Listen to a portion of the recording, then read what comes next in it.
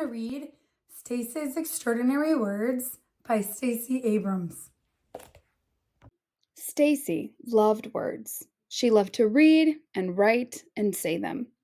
She adored fun words, long words, unusual words, words with wonderful histories and weird combinations. Whenever Stacey learned a new word, it was like making a new friend. First, she would find the dictionary. Then she would look up where the word had come from and learn its secrets. Did any of its letters hide and stay quiet, like the P in Tarmingen, a bird that lives in cold northern regions? Or were they strong like the I in bright? Next, she wrote the word in her special notebook of extraordinary words. She practiced how to arrange the letters just right, how to sound them out. That's because she loved spelling interesting words most of all. With her favorite words, she would try to remember their quirks. What made them special? When she saw a super long word like onomatopoeia, a funny word to describe the sounds of other words, she had to jump and sway. Words like duckling made her grin. Persnickety tickled her tongue. Sometimes Stacy thought that words understood her better than people did. When she sat by herself during recess, they never teased her about being quiet, or about being clumsy when she fell, or awkward when the joke in her head came out wrong. When she read books under the covers, words never told her to go to sleep. Words understood why she was grumpy or anxious. In fact, words helped her explain what she was feeling, if only to herself. One day, Stacy's teacher, Mrs. Blakesley, asked her to wait after class. She squirmed in her seat because she was afraid. Petrified. Another way to say really, really afraid. Usually, the teacher only kept a student after class because of a blunder, a mistake. Mrs. Blakesley called Stacy to her desk and she returned her spelling test. A big red 100 sat at the top of the page. The teacher asked her, "Do you know what a spelling bee is?" "A really smart insect?" Stacy joked. The teacher smiled. A spelling bee is a contest where students compete to spell as many words correctly as they can. I would like you to participate. Stacy couldn't believe it. Who else will be there? I'm nominating you and Jake. The spelling bee is next week. Stacy's excitement suddenly evaporated. Jake was not her friend. He was a bully who knew words too. Just yesterday, he had used a complicated word that made Suki cry. Last week, she heard him say something cruel to Zivko about his accent. Stacy thought it was stupendous that Zivko knew words in two different languages. Stacy knew as many words as Jake did. She wanted to say something when he said mean things to her friends, but she was intimidated, scared, because sometimes he said hurtful things to her too.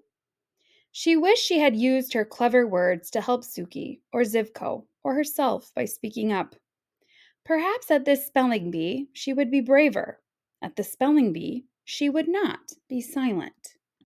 All week long, Stacy studied her spelling words from school and the ones she kept in her notebook. Still, the spelling bee felt as far away as the longest word she had ever seen. Sesquipedalian, a fancy way to describe words with lots of syllables. The days of the week were monotonous, torturous, and sluggish. Every hour felt longer and longer. Stacy wished for the week to whisk its days away. Finally, the morning of the spelling bee arrived. Stacy walked into the county library with her mother, holding her hand tight. Mama gave her a big hug and whispered into her ear, "Just do your best. Your dad and I are very proud of you." Stacy followed her teacher to the room where the other students waited until it was time to go. Then they went on to a stage. The announcer explained the rules. Kids stepped up to the microphone one by one to get their word. If they spelled it right, the announcer told them so. But if they made a mistake, a bell would ring. The student would have to leave the stage. No do-overs. Stacy's turn finally came. Her stomach ached with nervous energy, but she was ready. Say the word dither. Sound it out. Dither.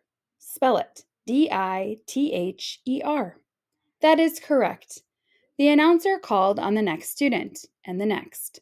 Promptly, enormous, shutter, transportation, craggy, reception, village.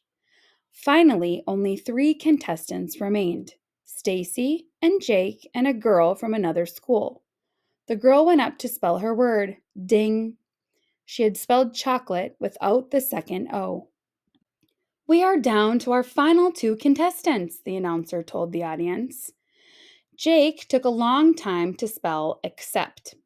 Stacey got squeezed, but she remembered the lost letters she adored, like Q and Z.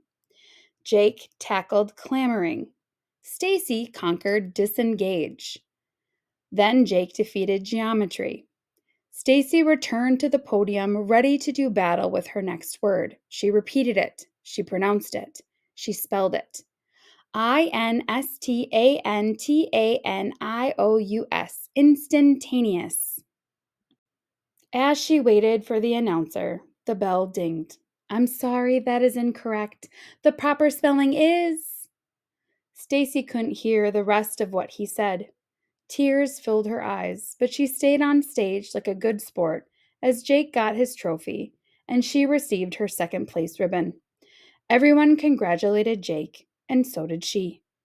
Good job. Jake laughed and rolled his eyes. At least I know the difference between I and E. Stacey felt embarrassed, but she refused to let Jake make her cry. Well, I misspelled my word, but I do know how to be courteous. You should try it. She turned away and went to find her mom. If today were like one of the stories Stacey loved most, she would have won. And Jake would have learned that words were a gift that shouldn't be used to hurt people. But things didn't always happen that way in real life. Sometimes change was harder, and it didn't happen right away. Stacey felt a hand brush at her cheek. It opened her fist and smoothed out the ribbon. Mama? She put her butterscotch candy on top, Stacey's favorite kind. You okay? I lost. But you came so far, nearly to the very end. Not far enough. I got the letter wrong. And I didn't win. I failed. You only fail if you stop, her mother reminded her. I know there's a word for that. You know it too. Stacey thought about one of her favorite words, perseverance. Perseverance. Exactly. So let's go home and learn more words. There's always next year. Stacey imagined all the words she had yet to meet, new words and new ways to speak up and help others. She'd find them all. No, Mama, there's always tomorrow.